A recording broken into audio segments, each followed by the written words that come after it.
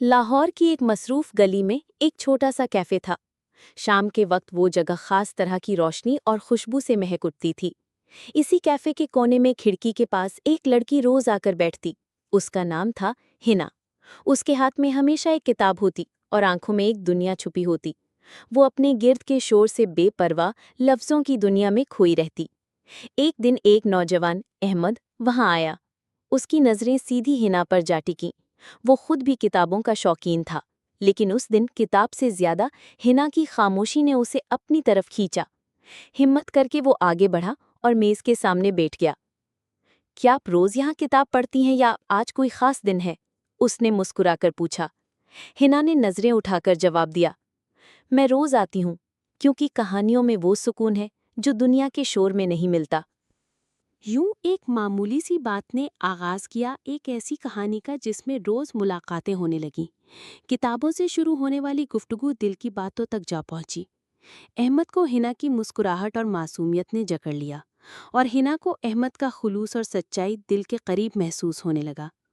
चंद महीनों में दोनों एक दूसरे की जिंदगी का हिस्सा बन चुके थे। फिर एक दिन अहमद ने संजीदगी से कहा, हिना, मुझे बैरून मुल्क जॉब की ऑफ़र हुई है, लेकिन इसका मतलब है कि मैं कुछ साल के लिए दूर रहूंगा। हिना ने लम्हा भर खामोश रहकर कहा, मोहब्बत का असल इम्तिहान फासले होते हैं अहमद। अगर हम सच्चे हैं तो ये फासले हमें तोड़ नहीं सकेंगे। अहमद चला गया। शुरू में फ़ोन और मैसेजेस से बात होती रही, लेकिन वक्त के साथ ये राब्ता कम होता गया। एक साल बाद अचानक अहमद का एक हादसा हो गया। इलाज महंगा था और वो माली दबाव में आ गया। उसने ये सब हिना से छुपाया ताकि वो फिक्र न करे, लेकिन किस्मत को कुछ और मंजूर था। एक दिन हिना को सब मालूम हो गया। उसने बगैर कुछ सोचे अपनी नौकरी और सब जिम्मेदारियां छोड़कर अहमद के पास पहुंचने का फैसला किया। जब वो अस्पताल में अहमद के कमरे में दाखिल हुई तो अहमद हैरत और शर्मिंदगी से भर गया।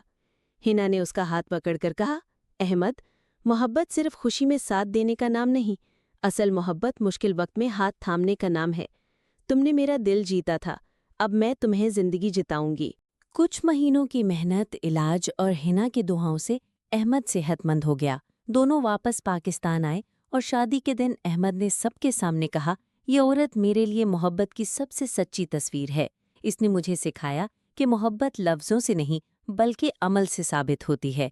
उस दिन सबने महसूस किया कि सच्ची मोहब्बत वही है जो वक्त, फासले और मुश्किल हालात के बावजूद मजबूत रहे और जिसका वादा जिंदगी